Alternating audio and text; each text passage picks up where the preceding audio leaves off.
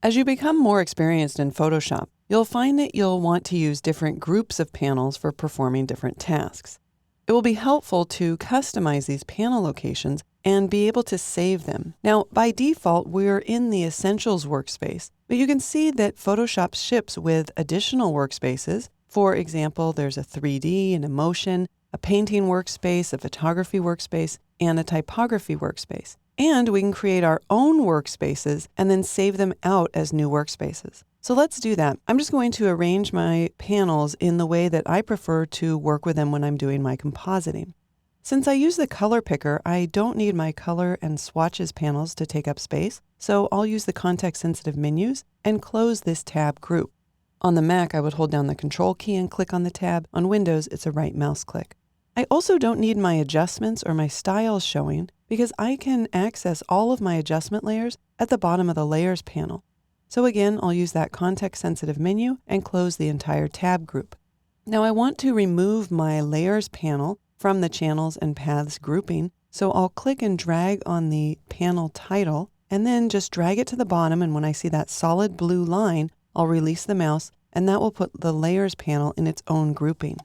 Now I typically like the paths to show up before channels, so I'll just click and drag over to the left. And I like to nest my History panel with my Layers panel, so I'll bring that down. Now I won't release when there's that line between them, but instead I'll position my cursor on top of the Layers panel and then release in order to nest the History and the Layers panel together.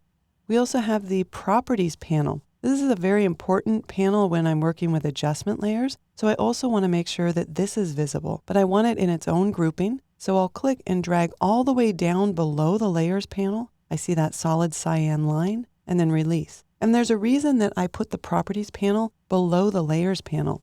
When I add an adjustment layer, usually I'll add it from the bottom of the Layers panel, and after I add the adjustment layer, my cursor is already down here in the Properties area where I can then make changes to the adjustment layer that I added. So it's just a convenient location, and that's where I like it.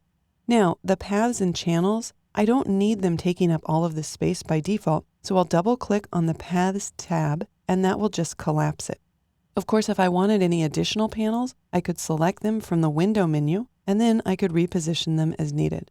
For now, this is all I'm going to work with, so I'll choose to save a new workspace, and I'll just call this JK Demo. And I have the option to also save any keyboard shortcuts that I've made and any changes that I've made to the menus. In this case, I'll save the keyboard shortcuts and then click Save. Now, when I return back to the Essentials workspace, you can see that nothing actually changed with my panels because Photoshop is taking me back to the last arrangement in Essentials. But if I wanted to reset Essentials, I could click and just choose Reset Essentials.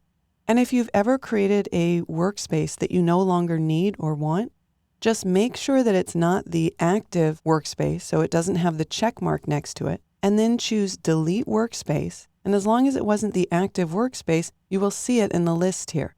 So I'll choose JK Demo, tap Delete, confirm that I do want it deleted, and now we can see that my workspace is no longer an option. So there we go, a very quick way to create your own custom workspace that you could use for the different tasks that you do.